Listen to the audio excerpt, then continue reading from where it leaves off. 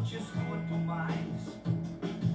Você não me leva a nada. Ei, medo, eu não te escuto mais. Você não me leva a nada.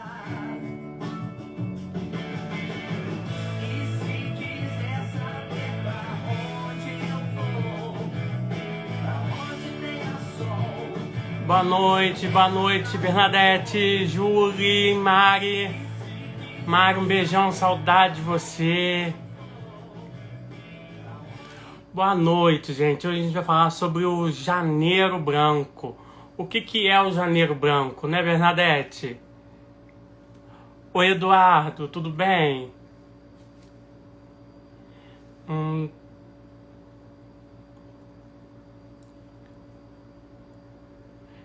Saudades, Mari. A Julie, eu vi ela aqui online, não tô achando ela mais aqui.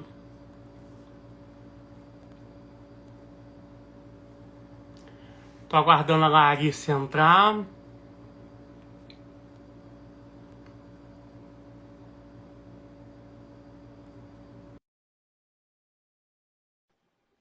Boa noite, Júlia. Ô, Julie, Silvana Fofão também tá aí.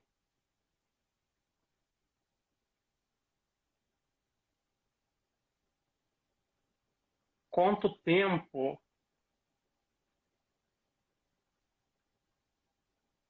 Só aceitar aí, Larissa.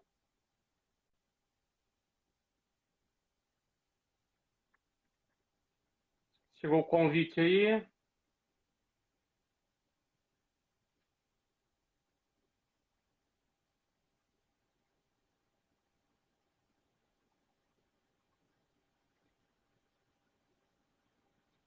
Aceitei aqui.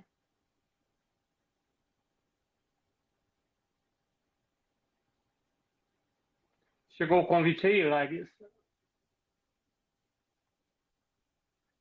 A Larissa não está conseguindo participar.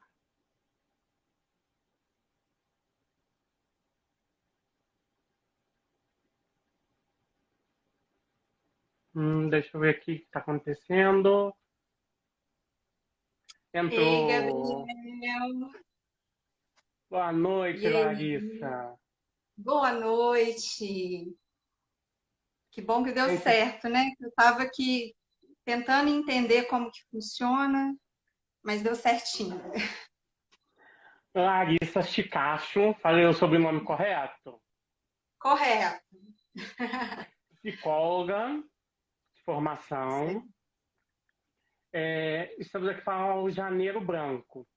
O Janeiro Branco foi instituído em 2014, né, que é sobre saúde mental. O que é ter saúde mental, Larissa? Olha, é uma questão que não é tão simples de responder. Eu acho que a gente, bom, pelo menos agora eu queria só, né, falar boa noite para todo mundo antes de eu começar. Boa noite a todos que estão nos assistindo. Obrigada pelo convite, viu, Gabriel? Para poder estar A honra é falando de minha, um amor. assunto, para poder estar falando de um assunto de extrema relevância, né? Num mês que existe uma conscientização sobre isso, sobre a saúde mental, que é o Janeiro Branco, como você se referiu. E eu espero, né, que as pessoas possam fazer grande proveito dessa live, que a informação possa chegar a quem realmente precisa. A gente está num contexto ainda muito complicado, né, de pandemia, de altas de casos aí ativos, Sim. e as redes têm sido, né, uma forma da gente não deixar de falar de um assunto tão importante, porque o momento pede isso, tá? Então, que a gente possa ter aí uma ótima live. Bom, então vamos lá, já tentando. Eu vou tentar falar de uma forma resumida, porque, gente, saúde mental. Existe muito mito em relação à saúde mental, existe uma visão ainda muito preconceituosa, muito equivocada, muito distorcida, né? Nunca se falou tanto em saúde mental, né, nos últimos tempos, por conta até da própria pandemia. Mas existe ainda muita confusão a respeito, né, dessa temática. Uhum. Então, acho que uma das coisas que eu acho que é importante falar, Gabriel, é que saúde mental não é estar bem o tempo todo, né? Não é estar feliz o tempo todo. Saúde mental não tem nada a ver com essa coisa de você estar sereno, de você estar tranquilo. Né? A saúde mental é muito mais do que isso. Então,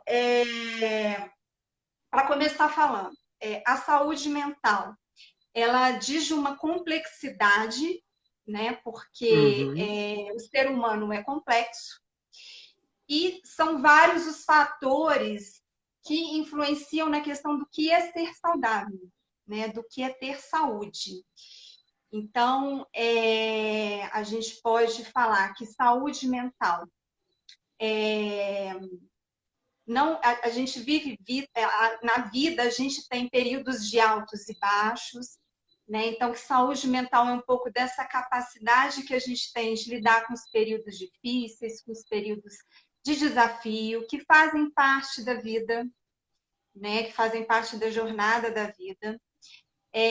Entendendo que os momentos positivos, eles têm que ser celebrados, mas que eles são passageiros também, né? Então, saúde mental não tem nada a ver, Gabriel, com essa coisa assim, de uma linha reta, de manter as emoções numa linha reta, numa linha ascendente. Né? A Quando a gente saúde pensa em mental saúde mental, a gente pensa sempre estar sorrindo, estar sempre está sempre sorrindo, a busca da exato, felicidade, a a felicidade busca da plena. felicidade. E às Isso. vezes Então, você sofreu uma tristeza faz parte também de uma saúde mental, né? com certeza. Então, saber viver, né, esses momentos difíceis, esses momentos que são, que fazem parte mesmo, né, da vida, as provações, os Uhum. obstáculos, as dificuldades, né? Então, a gente tem que entender que isso faz parte. E uma outra coisa que eu acho importante falar sobre a saúde mental é que a gente tem essa tendência a achar que a saúde mental, quando a gente está com a saúde ok, está com a saúde achando que está tudo bem, acontece alguma coisa, às vezes alguma coisa que dá uma desorganizada, e que isso, na verdade, é, é algo que prejudica, vamos colocar assim, né? Como é que eu vou colocar? Que prejudica a nossa saúde como um todo, né? Então, assim, a saúde mental, gente, não é exclusiva somente da área da saúde, né? A saúde mental, quando a gente fala Uhum. de saúde mental, a gente está falando de toda essa complexidade que eu coloquei aqui, e a gente está falando de uma questão que é intersetorial também. Então, assim, são questões individuais, tem a ver com as condições de vida, né? Então, tem a ver com um contexto social mais abrangente, mas tem a ver com os aspectos individuais. Então, por exemplo, a pandemia, ela impactou muito a questão da saúde mental, né? Houve um aumento do desemprego, Sim. houve um aumento da desigualdade social, né? E tudo isso intensificou para aqueles que já tinham uma condição de vulnerabilidade, né? Então, intensificou ainda mais alguns sintomas. Né? Com a pandemia, Uhum. por exemplo, Gabriel, pessoas até que não tinham problema passaram a desenvolver, né, Uhum. alguma questão, algum problema mais sério em relação a isso, seja por conta da restrição, do isolamento em relação à pandemia, seja por conta, muitas pessoas desenvolveram burnout, que é aquele esgotamento, né, mental, Uhum.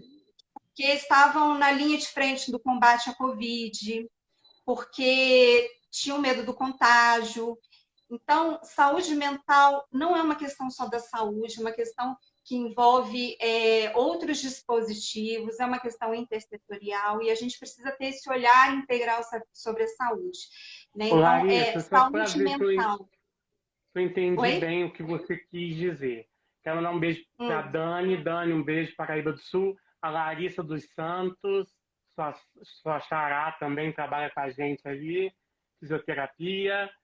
Um beijo. Aham. A saúde mental, você está falando que a gente pode, por exemplo, estar enfrentando um problema de saúde, mas a gente sabendo levar esse problema de saúde, a gente está com a saúde mental bem. A gente pode ter as tristezas do problema de saúde, mas se a gente enfrenta aquilo ali e como a gente leva aquela doença para frente, a gente está com a saúde mental. É isso? Isso, se permitir sentir determinadas emoções, principalmente as ditas negativas, né? Porque Uhum. existe uma relevância em todas as emoções, então se permitir estar triste, permitir sentir a tristeza, se permitir sentir a raiva, né? Então a gente saber que nesses momentos difíceis a gente precisa se cuidar e não tanto se julgar, e que tudo nos afeta, porque é uma questão, né, como eu estou falando, multifatorial. Então, tem aspectos que são individuais, tem a ver com a história de cada um, mas tem um contexto mais amplo que a gente não pode desconsiderar, e a pandemia está aí para mostrar isso para a gente, né? Com todos Já os que você tocou no impactos que ela assunto, trouxe. quando você tocou no assunto da pandemia, muitas pessoas, né? 600 mil pessoas morreram no Brasil, né? A gente está falando a nível de Brasil. Então, mais 600 mil. Então, a gente bota 600 mil famílias em luto. E o luto, ele tem estágios, né, Larissa? É. Você está me ouvindo? Parece que a imagem dela travou, voltou. O luto tem um estágio. Você está de luto, você está com saúde mental ou não? Então, o luto, quando a gente fala luto se referindo tanto à perda de uma pessoa querida, né, a Uhum. morte de uma pessoa próxima, uma pessoa querida, mas a gente também se refere a luto com relação a perdas simbólicas, né? Então, por exemplo, a perda de um emprego, né, o divórcio, separação, então a gente se refere a luto também. Esses estágios que você está falando são estágios que a gente vivencia num processo de adaptação que faz parte desse processo de luto. Então, pegando pela questão das mortes, né, porque aí a gente pode associar até com essa questão da pandemia, um luto, o Gabriel, para ele ser superado e finalizado, ele precisa ser vivenciado. Né? Então, o luto ele precisa ser vivenciado. Por que eu estou falando isso? Parece uma coisa óbvia, mas não é isso que acontece muitas das vezes. Né? Então, as pessoas, muitas das vezes, sei lá, perde alguém, lota a agenda de compromisso, não querem pensar sobre aquilo e não se permitem, às vezes, sentir a raiva ou a tristeza, que são reações frequentes à perda de alguém, né? São reações normais.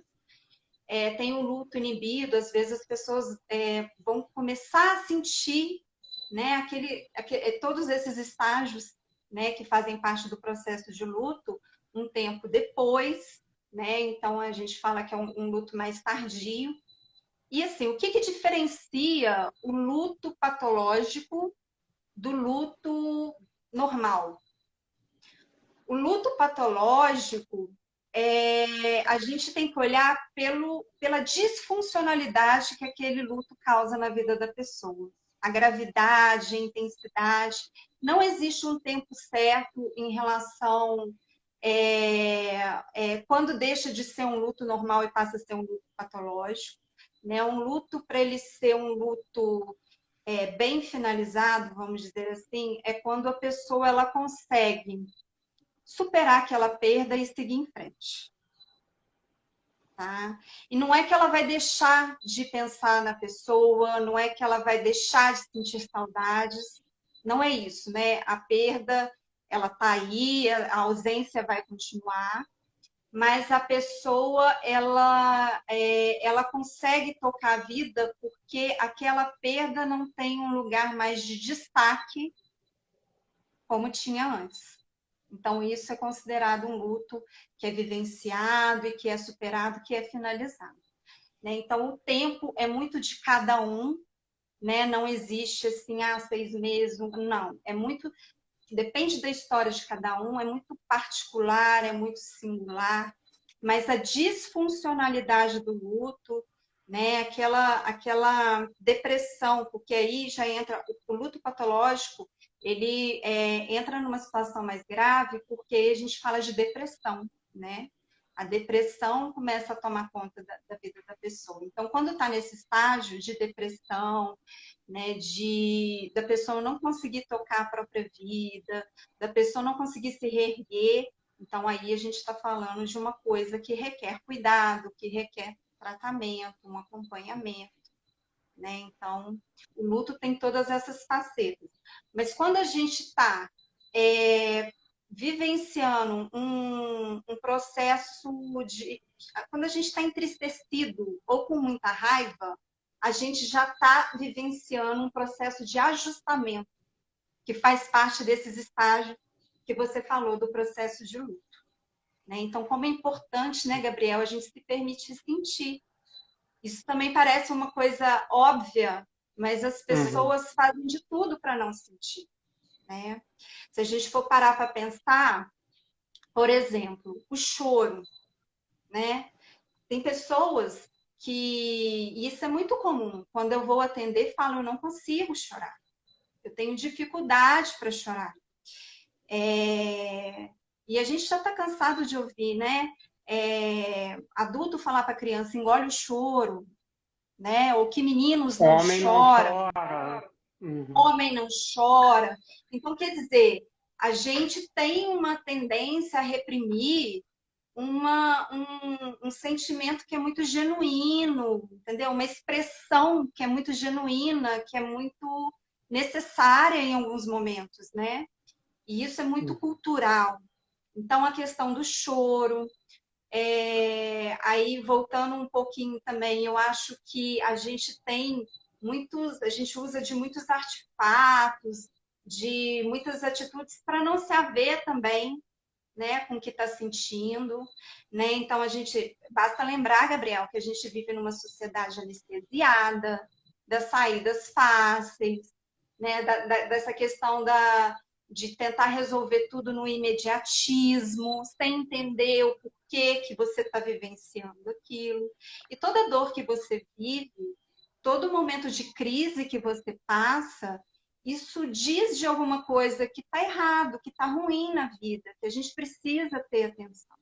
Então, esse olhar para dentro, né, essa coisa do se permitir sentir, porque a gente só supera, o Gabriel, qualquer dificuldade se a gente primeiro se permite sentir, né? Aceitar, assimila para depois superar. Então, tem esses estágios também, né? E quando a gente consegue fazer esse movimento, a gente consegue perceber quais são as nossas necessidades reais, né? E correr atrás, em busca daquilo que nos faz bem. Né? Então, aí tem a negação, né? A barganha, depressão e, por último, a aceitação, né? A aceitação. Então, se a gente for parar para pensar nos estágios, né? Então, esse primeiro estágio da negação, depois a gente tem o estágio da raiva, depois da barganha, depois a gente fala de uma tristeza reativa, né? Uma depressão reativa, mas que faz parte, é natural, é normal, e depois a aceitação propriamente dita. Ô, Larissa, você falou aí de uma questão que eu acho que as pessoas hoje estão vivendo mais de aparência, né? De Facebook, Instagram, redes sociais em geral. Então, assim, eu não posso me mostrar triste.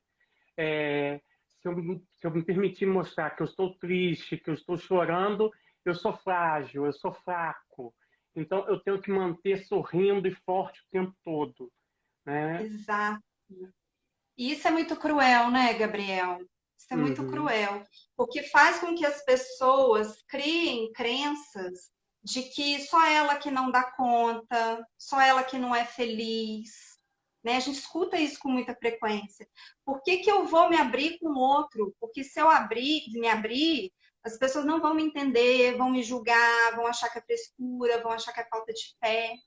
Não tem esses julgamentos? Sim. Então, isso é uma coisa que dificulta muito, né, a pessoa entender que ela precisa, às vezes, de uma ajuda profissional. Né? Essa busca por ajuda profissional, muitas das vezes, ela é negada, a gente não dá a atenção necessária à nossa saúde mental, porque existem essas crenças por trás. Né? Então, isso é histórico, né? Aí voltando aí à questão da saúde mental, para a gente entender o que é saúde mental, porque se a gente for parar para pensar historicamente, a saúde mental ela foi associada à questão da loucura, né? E também a necessidade do louco ser excluído da sociedade, né? Então tinha aí historicamente falando que hoje a gente já está no movimento contrário, mas eram os manicômios, os hospitais psiquiátricos. Antes de a gente entrar nisso daí, Larissa, a Hum. Dani, de Paraíba, e Eduardo, eu vou juntar as duas perguntas numa só. Eles estão falando de ansiedade. A Dani está falando aqui a questão de excesso de informações. E o Eduardo me falou aqui sobre a dificuldade em dormir de tanta informação sobre o trabalho, a É pressão, verdade. né, tem sido excessiva, né? A ansiedade Aham. também é uma doença também da saúde mental. Isso. Então, a ansiedade, a depressão, mas a ansiedade, assim como o estresse, vamos pegar a ansiedade aí, que foi a pergunta dela, né? Hum, A ansiedade, existe um nível de ansiedade que é saudável, assim como existe um nível de estresse que é saudável. Qual que é o problema do ansioso, Gabriel? O ansioso é aquela pessoa que pensa sempre no pior cenário possível. Ele pensa no que pode dar de errado e ele acha que tudo vai dar errado. E mas ele isso não é o começa. pessimismo? Oi? Isso Não, não é o porque o pessimismo? ansioso ele tem uma tendência a ver o perigo ou a ameaça de uma forma, às vezes, muito maior do que ela é. E aí ele fica supondo um monte de possibilidades, levantando questões hipotéticas, e se eu fizer isso, e se eu fizer aquilo, e se eu fizer aquilo outro, e acaba acumulando problemas e não consegue resolver os problemas, né? Então, o ansioso, ele faz muito esse movimento. O ansioso, e aí pegando essa pergunta dela também com relação à dificuldade do sono, o que acontece? A pessoa que é ansiosa, ela vive sob tensão o tempo todo, né? Porque se tem uma ameaça, então eu preciso estar pronto para reagir.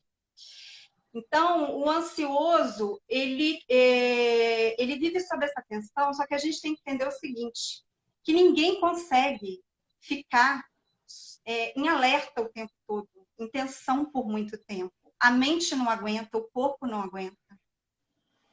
Né?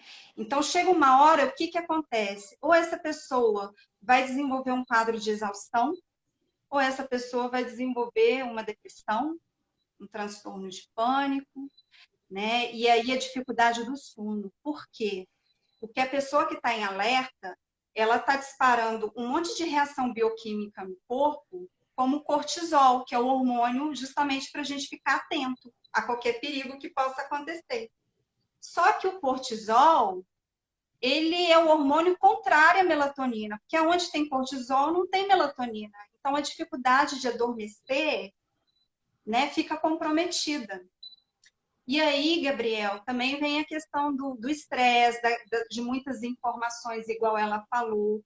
Eu acho que a gente desaprendeu a descansar, a se colocar limite.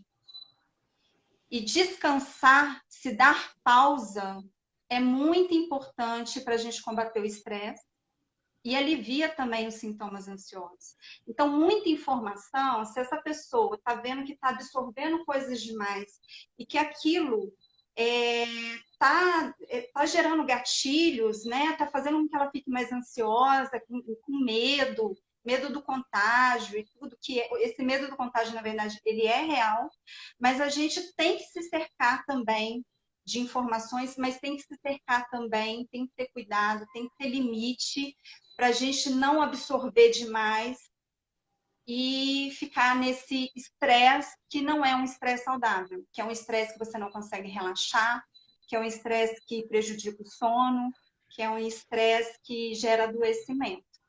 Entende? Então, essa coisa do se cuidar, ter um ritual do Uhum. sono, sair um pouco das telas, essa exposição às telas, da forma como é, né, hoje, né, eu acho que tem que ter limite para isso. E as redes sociais também, Gabriel, assim, é fonte de muita ansiedade, de muitas comparações. Se a gente for parar para Uhum. pensar nessa coisa da felicidade, né, a todo custo, igual você falou, porque a rede social ela tem isso, né? Eu acho que a gente às vezes fica tão preso quando a gente está na rede social a esse mundo perfeito que não existe, que essa vamos colocar assim, essa discrepância entre o que a gente vê na rede social e a realidade é o que gera infelicidade na gente. Então a gente tem que colocar limite, tem que se atentar porque qual conteúdo que a gente está absorvendo, que pessoas que a gente está seguindo nas redes, as pessoas Corpo realmente nos perfeito, ajudam. cabelo perfeito, né? Exato, Aquela coisa. essa ditadura da beleza, sabe? Esses padrões que são inalcançáveis, né? De corpo, e é uma série de coisas, né? Se a gente Fica vendo for gente falar de que cultura do a Oi? gente se alimenta só de clara de ovo, gema de ovo, sei lá, que só fica disso, fica daquilo. Aonde está a vida dessa pessoa? Aonde que ela Pois vive? é, Né? exato. Então, essa coisa Mas, do autocuidado, ela é muito importante e isso tem a ver com limite, da gente colocar limite naquilo que a gente está vendo que não está fazendo bem. Larissa, voltando agora na história da saúde mental, a gente teve uma parte Uhum. da saúde que as famílias escondiam que tinham uma pessoa que tinha algum problema de saúde mental, né? As Aham. famílias, assim, eu conheço vários relatos, tinha um quarto, muitas vezes trancava. Teve até uma novela que alguém comentou comigo, que relatava isso, que tinha grade, chave, que tinha que trancar a pessoa. E Uhum. aí vieram os manicômios, né? Os manicômios que Uhum. eram, podemos falar, salas de tortura. É. Bem Assim, tenso, viu, Gabriel? Muito tenso. Muito muito. desumano, né?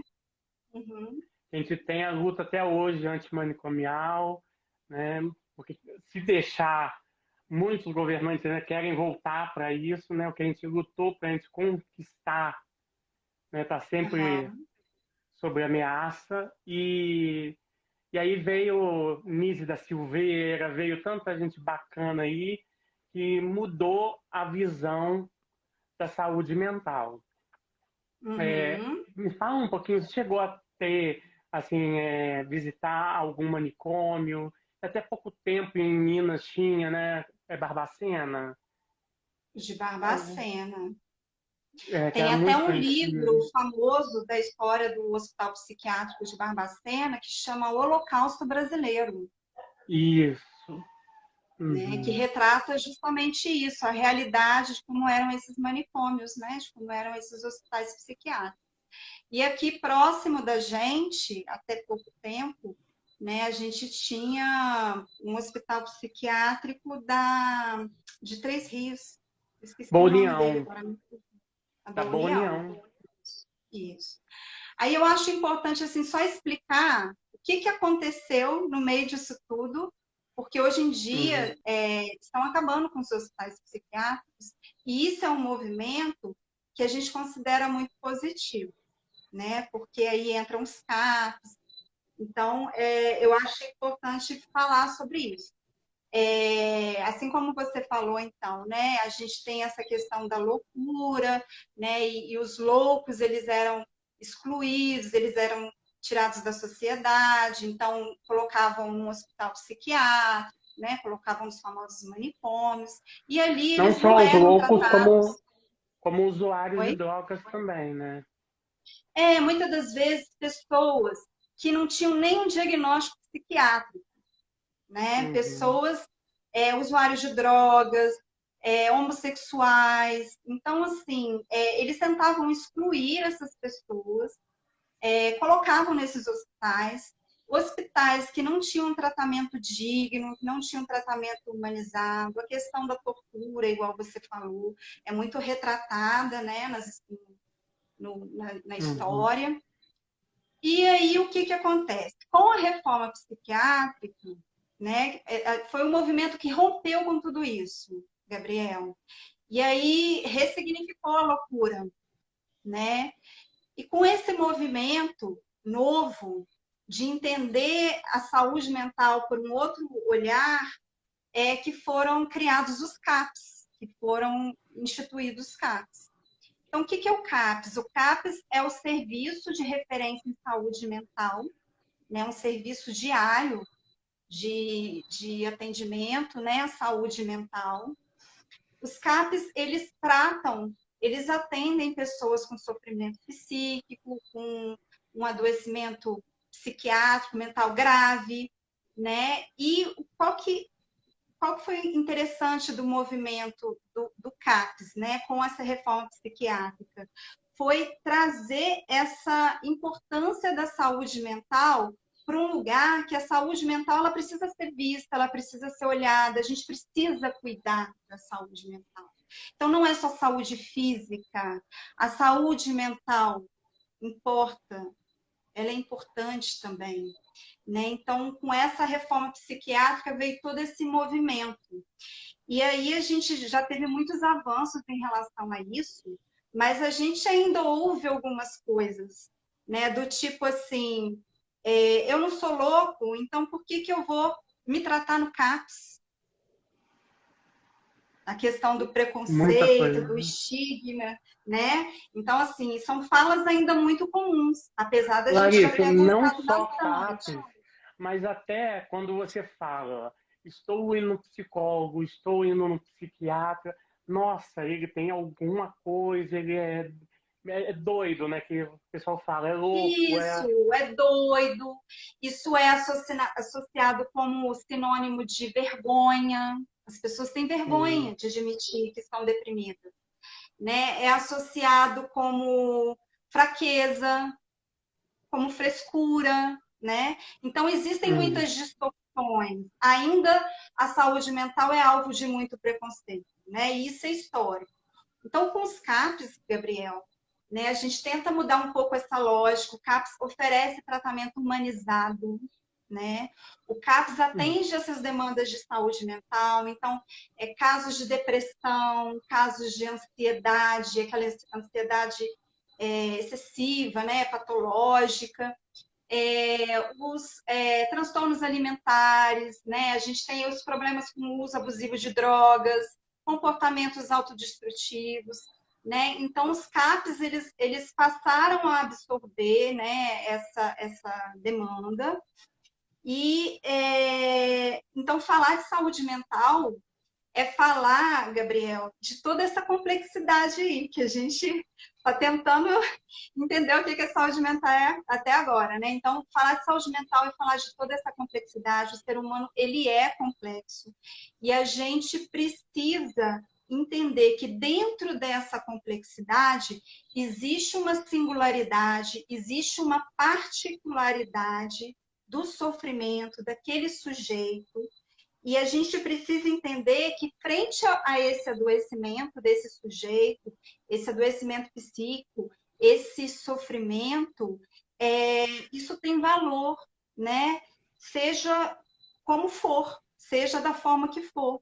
O CAPS também ele atende aquelas pessoas que têm uma crise e às vezes, né, ficam num mundo à parte, né, que a gente, né, chama que são Uhum. os psicóticos. Então, na verdade, olha a complexidade, né?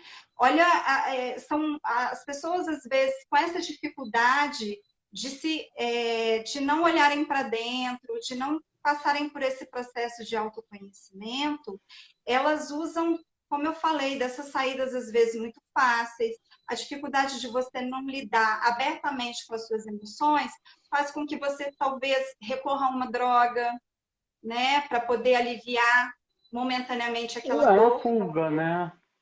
uma fuga, né? Eu até costumo falar que as pessoas não estão viciadas, né, no álcool, nas drogas, elas são viciadas em fugir da realidade, né? Porque Larissa, e a droga... vamos ser Oi? realistas também. Hum, Conversar com o psicólogo é muito difícil, porque você acaba botando um espelho na sua frente. Então você vai acabar mexendo numa dor, numa ferida que você tem, né? Então, assim, isso. Não é um processo você fácil, não. não é uma coisa assim, não é uma receita de bolo que tem para todo mundo, né? E você vai Isso. mexer naquilo que mais dói em você, né? Você Uhum. vai se expor assim de forma assim, para coisas que você nem tem noção que o que causava aquilo em você. Então é um momento de se descobrir. E muita gente nesse momento prefere fugir, porque causa Uhum. tanta dor que é difícil falar. Eu Pois é. penso Mas aí eu vou te nesse falar. sentido também. Sim, tem esse lado, né? Porque não é um Uhum. processo realmente fácil, a gente vai ter que se haver com coisas que muitas das vezes a gente está querendo deixar ali guardado, mas a gente tem que entender que enquanto a gente não tem esse olhar para aquilo que está ruim, que está disfuncional na nossa vida, que está trazendo tristeza, uma tristeza persistente, uma tristeza que não é cuidada, o Gabriel, ela pode se tornar depressão, Lógico. né? Uhum.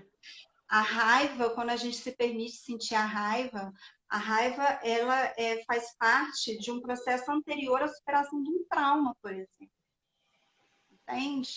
Então, isso tudo é necessário. Porque se a gente não faz isso, o que acontece? A gente vai estar repetindo, reproduzindo, muitas das vezes, um passado que não foi superado, né? Algumas dificuldades que foram vivenciadas lá atrás, mas que estão muito presentes, que trazem muita culpa, que trazem muita angústia, que trazem muito sofrimento, né? Então é Uhum. aquilo, a gente precisa se haver com isso para superar e para tentar vivenciar as coisas com mais leveza, né? De uma forma mais saudável, né? Porque se a gente não cuida, se agrava. E outra coisa, existe um senso comum, e aí voltando para a questão da saúde mental, de que, no senso comum, de que existe uma dualidade entre mente e corpo. Essa dualidade não existe. A gente está falando de uma unidade que é funcional. Então, mente e corpo está interligado, né? E se a Sim. gente não cuida, a gente Dá mal. adoece fisicamente, entende? Então, essa coisa assim, ó, de saúde mental do pescoço para cima e saúde física do pescoço para baixo não existe. Isso não existe, né? Então, aquilo que a gente não cuida pode sim, um tempo, ser sentido, ser vivenciado, ser experimentado no corpo físico, através de um sintoma no corpo, né? Então, se a gente mantém as nossas emoções com uma certa distância, isso em algum momento vai aparecer. Aparece às vezes como uma perturbação, como uma falta de paciência, como intolerância no trato com os outros, mas isso vai chegar num ponto que, se a gente não cuidar, pode inclusive levar ao adoecimento físico, no corpo físico, E pode que está tudo causar, né, interligado. Larissa, distúrbios, a insônia, né? Você descontar na comida, você acaba descontando em algo aquela dor, aquela frustração sua. Exato. Então, e são muitas as saídas, como eu falei, né? Então, tem essa Uhum. coisa de você fazer compensação, né? Então, aí você come demais, porque você não quer se ver com aquilo, você tem medo, então mistura muitas coisas, né? Tem gente que trabalha demais, e Uhum. todo desequilíbrio traz perdas, né, Gabriel? Essa coisa do trabalhar demais, né? Então você perde momentos importantes da vida, você perde acompanhar o seu filho mais de perto, de ter aqueles momentos importantes com eles. Então, todo excesso traz desequilíbrios, e essa coisa de você não se cuidar, a gente vai compensando de outras formas, vai arrumando saídas fáceis, vai tomando uma medicação aqui para o sono, sem entender o que causa insônia, né? E aí a gente não vai se havendo, que é aquilo que eu te falei, né?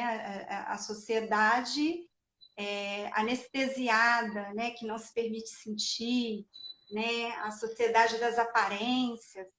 Então, é tudo isso que a gente tem que tomar muito cuidado. E tudo isso é saúde mental. Então, saúde mental importa, gente. Saúde mental é muito mais amplo do que a gente imagina. Como eu falei, não tem nada a ver com essa coisa assim de você não se afetar por nada, não se abalar com nada, aquela pessoa tranquila, serena, não tem nada a ver com isso. Né? A gente precisa ser afetado, a gente precisa sentir a vida, se permitir sentir. Né? Então, existe muita distorção, como a gente está falando, e a gente está tentando aqui um pouquinho desconstruir essas questões aí relativas à saúde mental. Uma coisa legal, Larissa, que aconteceu com o CAPS, né? Assim, eu já tive depressão, eu falo abertamente sobre isso. Eu fui tratado pelo CAPS aqui de Levi. Um beijo para todos os profissionais. Eu vou citar uma em especial, porque o CAPS ele não é feito só de psicólogos, de psiquiatras, ele é feito de toda uma equipe, né? Assistente social, todo. A Valerinha, um beijo, Valerinha. Bernadette, que também está aqui na live. A Valerinha, gente, sempre a recepcionista lá tratando a gente com carinho, ela fazia um papel tão acolhedor. Às vezes eu tinha vontade de parar só para conversar com ela, sabe? Porque às vezes você não é ouvido dentro de casa, você não tem com quem. E ela, assim, tem um coração, ela ouve, ela tem um apoio, um carinho. Eu sou apaixonado pelo CAPS de Levi aqui. E o CAPS, ele quebrou um estigma, né, que ele trouxe o paciente, né, o usuário, né, que deixou de ser paciente, para a sociedade. Mostrou que a gente pode conviver com um autista, com uma pessoa que tem a síndrome de Down, né, que existe, não precisa se marginalizar eles, né, que a gente pode viver em sociedade, respeitando as limitações de cada um, né, e isso é muito bonito, né, a vivência, a convivência. Sim, então, é o objetivo até do tratamento do CAPS nos casos graves, né? Então, você falou aí, por exemplo, do autismo, está chegando autismo lá no CAPS, sabe? Então, assim, Uhum. como isso está mais comum, né, de uns tempos para cá. O objetivo do CAPS, ele é reinserção social, ele é trabalhar com o sofrimento de uma forma humanizada no próprio território, né? Priorizando esse contato, essa convivência familiar também. Né? Então, a pessoa vai, às vezes, precisa, porque está numa crise muito forte, passar um período, mas ela retorna para casa. Né? E isso que você falou aí da Valerinha, né? Da equipe lá como um todo. Bernadette, eu não sei se ela está assistindo. Você falou que ela está. Um Ela beijo, estava online Bernadette. aqui. Tá? Nossa coordenadora lá do CAPS. E essa coisa que você falou, né, Gabriel? Que às vezes você precisa falar e não tem quem te escute, né? Às vezes a gente tem essa dificuldade de encontrar uma pessoa com quem a gente possa falar de tudo, né? Das nossas sombras, né? Falar e ser escutado, isso é uma coisa muito importante. Eu percebo que às vezes as pessoas têm uma necessidade de aconselhar demais, mas o mais importante, o aconselhamento muitas das vezes vem com julgamento, sabe, Gabriel? Então, o mais importante é a gente oferecer uma escuta, é acolher aquela pessoa, ouvir o que ela tem para dizer, né? Dizer para essa pessoa, você não está sozinha. Porque quando a gente gera uma escuta, a gente gera conexão e a gente gera esperança, né? Então, o não julgamento permite uma conexão verdadeira com o outro. E isso é um aprendizado diário, né? De não julgar, de saber acolher, da gente respeitar as nossas dores e também a do próximo, a do outro. Então, faz parte aí, né, do aprendizado mesmo da vida, né? Porque sem perceber, Gabriel, às vezes a gente está fazendo isso, né? A gente está falando uma coisa que desestimula às vezes alguém a procurar ajuda, né? Quando você fala assim, ah, mas isso é frescura, né? Exatamente. Para que sofrer, né? Para que sofrer por esse fim de relacionamento? Procura o próximo. E as coisas não são bem assim, né? Então, Então, acolher principalmente. Acolhimento é uma coisa essencial. a Bernadette está aqui. Beijão, Bernadette.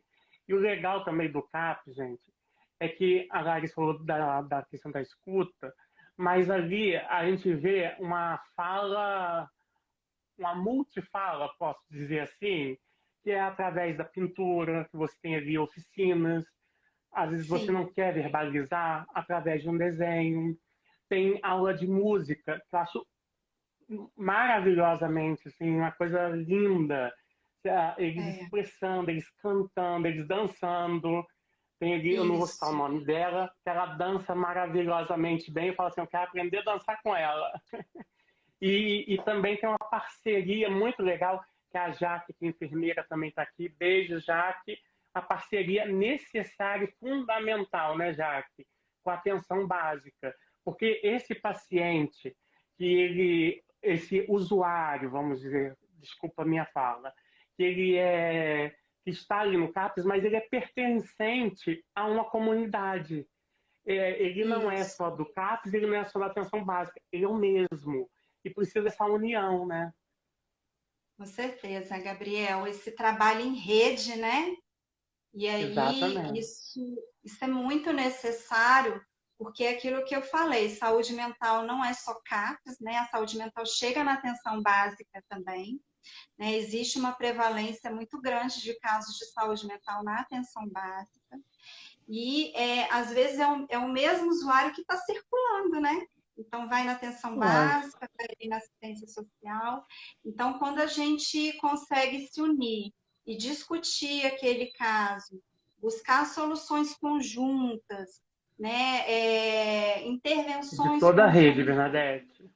a rede, articulando a rede, discutindo, isso é muito importante, né? Porque é assim que a gente vai conseguir, de fato, ajudar aquela pessoa, né? Que às vezes não é um problema só de saúde mental, é aquilo que eu falei, são tantos fatores que estão ali envolvidos, né? Que quanto mais a gente conseguir trabalhar de uma forma articulada, mais a gente vai conseguir ser resolutivo, mais a gente vai conseguir ajudar de fato aquela pessoa, né? Uma vez, Larissa, eu vi uma palestra, uma psicóloga comentando que um profissional da atenção básica chegou e falou assim: Nossa, mas o fulano todo dia está aqui, todo dia está aqui. Aí ela falou assim: Que bom que ele está sentindo acolhido, ele tá sendo ouvido aqui. Então você cria Uhum, laços. Então, quando uhum, criou aquele laço, a pessoa tem a confiabilidade ali. Se a pessoa está indo ali, às vezes você sabe que ela não tem nada fisicamente, né? Mas a pessoa está indo ali é porque ela está tendo a escuta ali, ela está se sentindo quem procura saúde não tendo nada. Então, às uhum. vezes, a gente tem mania de olhar o físico. Ah, mas o coração está batendo, não tá com arritmia, a glicemia está ok, mas e a cabeça? Como está? Uhum. A gente Pois é. esquece de olhar o que vem o todo, né? O paciente como um todo. Não, eu falo sempre, nunca chega uma pressão arterial com você, nunca chega uma diabetes para você, chega um paciente com hipertensão, um paciente com diabetes. Essa é a grande diferença, né? Isso. É a questão do vínculo, né? O vínculo que ele acaba Uhum. estabelecendo com aquele dispositivo, com os profissionais. E essa coisa de entender que a pessoa ela vem com uma história, ela vem com uma bagagem, né, singular, né, que é essa coisa assim de padronizar não existe na saúde mental. Por isso que a escuta, por isso que a escuta ela tem que ser sempre uma escuta atenciosa, porque é aí que a gente vai entender um pouco, né, do sofrimento daquele sujeito, né, e o que levou ele a estar procurando serviço. Muitas das vezes, Gabriel, chega com uma queixa, igual você falou, né? Às vezes o problema está no físico, né? Ou não, Uhum. às vezes o Ou problema não. também não está no físico, porque, por Uhum. exemplo, ansiedade são os casos que mais chegam no pronto-socorro, assim, em termos de saúde mental.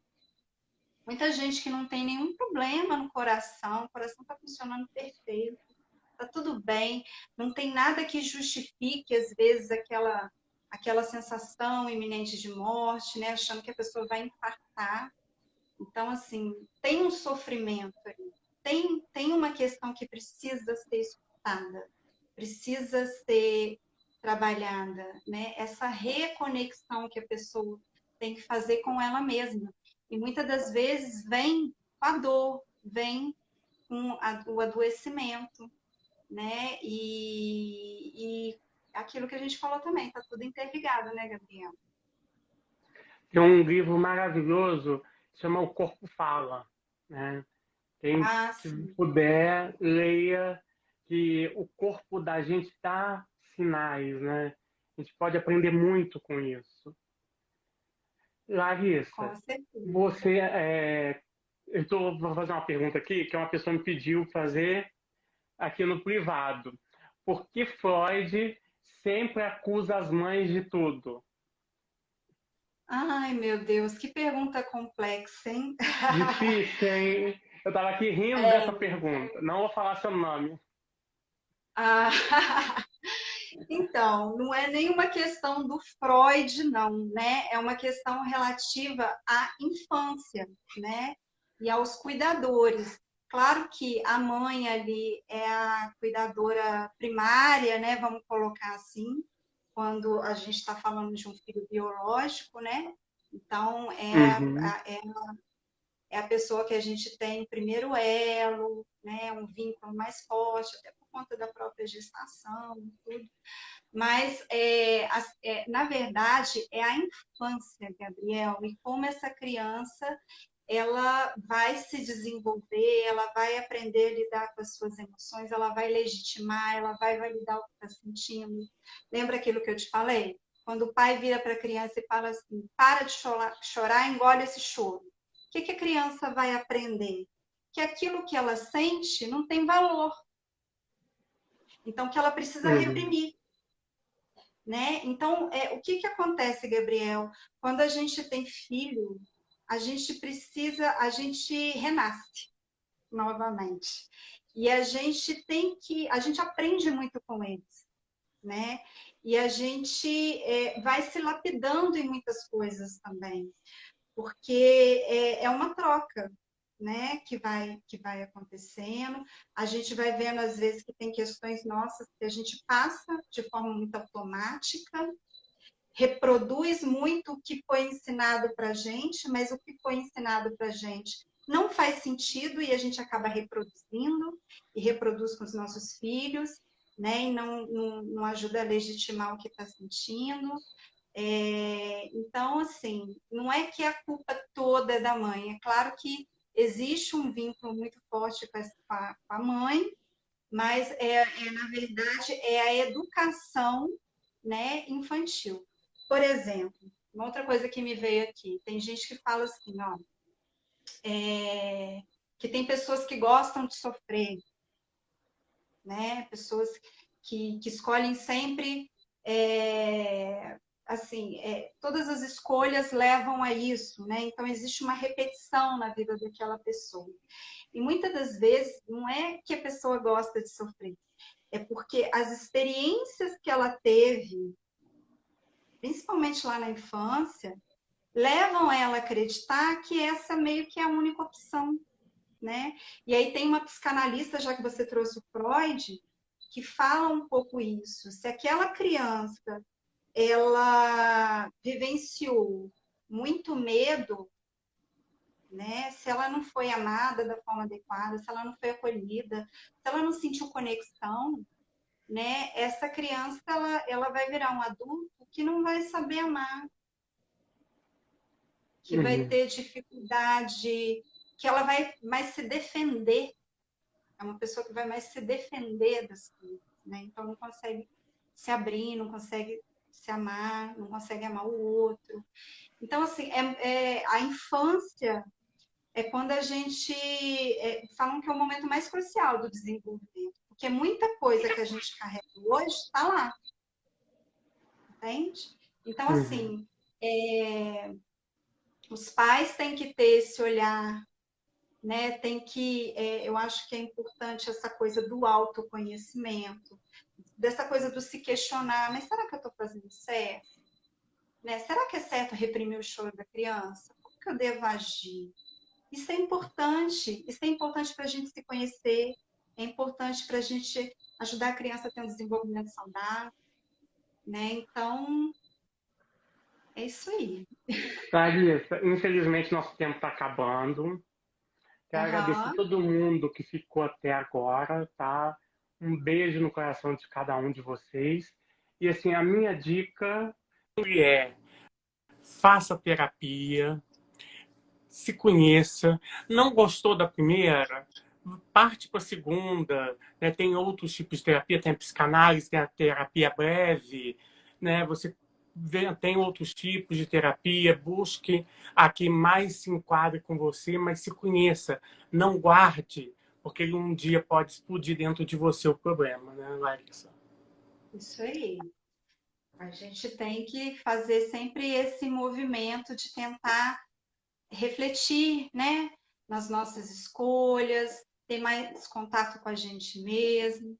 E você falou das abordagens aí, né, da psicologia, são várias abordagens, às vezes você não se identifica com uma, mas seu perfil tem mais a ver com outra, né? Então, assim, é tentar buscar aquilo que você tem afinidade, e com certeza vai ser um caminho aí que você vai traçar, que vai mudar a sua vida, né? Porque sempre quando a gente faz esse movimento de ter esse cuidado com a nossa saúde mental, de fazer sempre esse movimento de se reconectar, a gente aprende muito, a gente começa a perceber quais são as nossas reais necessidades e a gente corre, a gente sabe para onde que a gente tem que ir e sabe buscar aquilo que realmente vai nos fazer feliz. Um beijo aqui para Débora. Bernadette, um beijo, amor. Mandando um beijo aqui pra gente. Jaqueline, enfermeira maravilhosa. Azeite na água. A Jordana, a Geisa, um beijão para vocês. A Stephanie também, Amaral, um beijo. Leica, um beijo para todo mundo aí. Muito obrigado a todo mundo aí, tá, gente? E busque o conhecimento, o autoconhecimento sempre, né? Larissa, Isso aí, muito gente, ó, obrigado, viu? eu que agradeço, Gabriel, a oportunidade, viu? Agradeço todo mundo aí que ficou até o final da live, né? E que a gente possa ter mais momentos como esse, né? Porque falar sobre isso é importante, é necessário. A gente está num momento difícil, né? Uma pandemia aí que está durando, que gera muitas incertezas. Então, sempre quando for possível falar, eu estou aí à disposição, tá, Gabriel? Um beijo para a equipe do CAPS, que eu amo. Não vou citar o nome de Isso. todo mundo, porque senão eu vou esquecer de alguém. E é uma equipe maravilhosa. E da próxima vez eu quero trazer a Bernadette. Agora tá ao vivo, tá Ah, aqui, pronto. Ficou aí, tá a Bernadette. sim. Então, um Um beijo beijo para para todo todos. mundo. Obrigada, viu, Gabriel? Agradeço em Eu que nome da equipe agradeço. do CAP. Muito obrigado mesmo por ter aceito. Você é maravilhosa, viu? Parabéns a toda a Obrigada. equipe. Parabéns a todos aí que trabalham com saúde mental. É um trabalho árduo, né? Mas que está vencendo a cada dia e mostrando a beleza que pode ser esse mundo. Isso aí. Um beijo, gente. Até a próxima. Beijo. Tchau.